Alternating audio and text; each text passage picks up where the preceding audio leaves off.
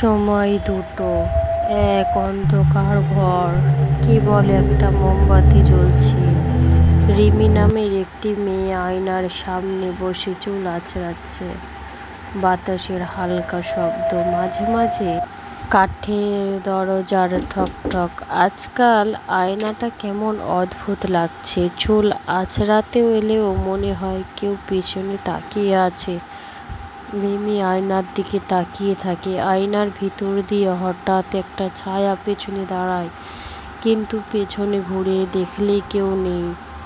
হঠাৎ এক জোরে আওয়াজ, দরজা বন্ধ হওয়ার মতো। রিমি চমকে বলে ওঠে, কে ওখানে? রিমি আস্তে আস্তে আয়নার দিকে এগোতে থাকে। আয়নার ভিতরে একটা মক্ষীন ছায়া স্পষ্ট হয়ে ওঠে। আমি তো একা, তবে ওটা কে?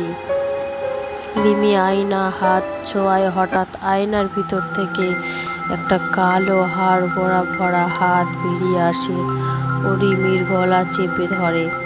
এক ভয়ানক চিৎকার। ঘর খালি, আয়নার নিচে চুলের ব্রাশ পড়ে আছে। সব আয়না প্রতিফলন নয়, কিছু হয়তো দরজা।